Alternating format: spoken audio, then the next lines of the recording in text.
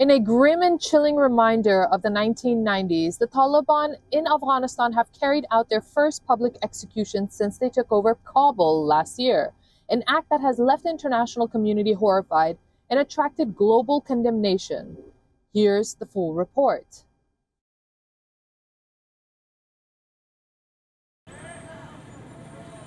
It was a spine-chilling moment that brought back horrifying memories of the Taliban's reign of terror in the 1990s. Last week, the Taliban carried out their first public execution since seizing power in Afghanistan in 2021.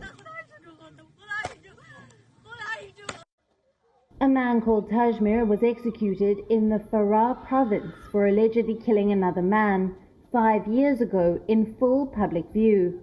Tajmir was shot 3 times by the father of the man he was accused of killing. Witnessing the medieval act were more than a dozen senior Taliban officials, including the acting Interior Minister, the acting Deputy Prime Minister, Afghanistan's Chief Justice, acting Foreign Minister, and acting Education Minister. The United States has termed the Taliban's public execution despicable, saying it shows a return to the Islamist group's dark past. We've seen the reports that the Taliban has ordered judges to impose their interpretation of Sharia law. That includes public executions. We've seen despicable videos that have circulated online in recent days regarding some of these tactics. This indicates to us that the Taliban seek a return to their regressive and abusive practices of the 1990s.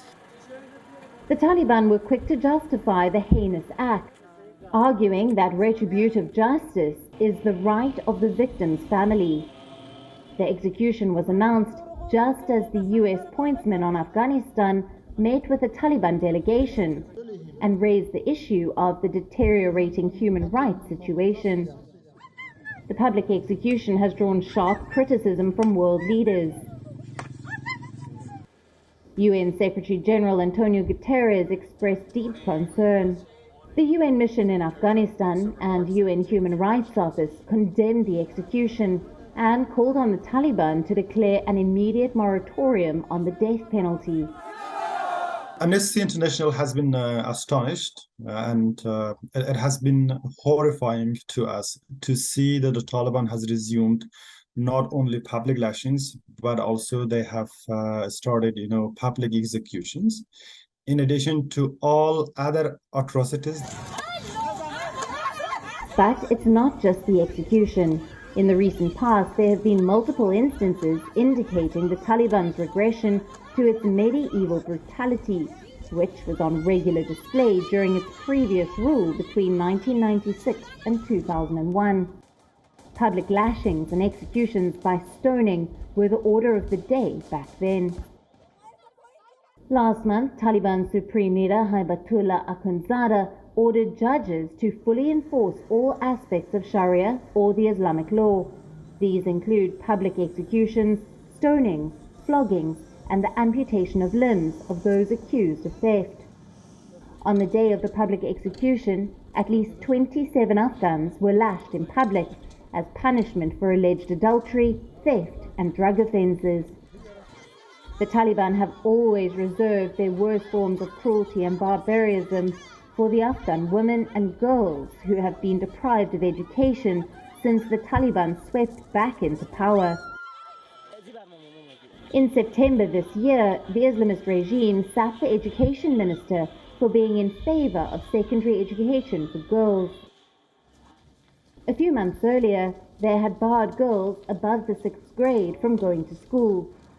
No foreign state has officially recognized the Taliban government that took over last year when the US and NATO troops withdrew from Afghanistan.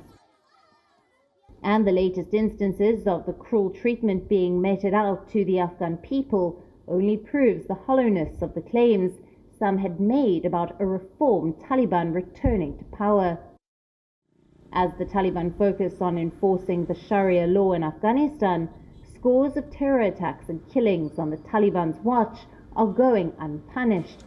This even as the Afghan people descend into abject poverty and hunger on a scale not seen in decades. South Asia Diary, WION, World is One.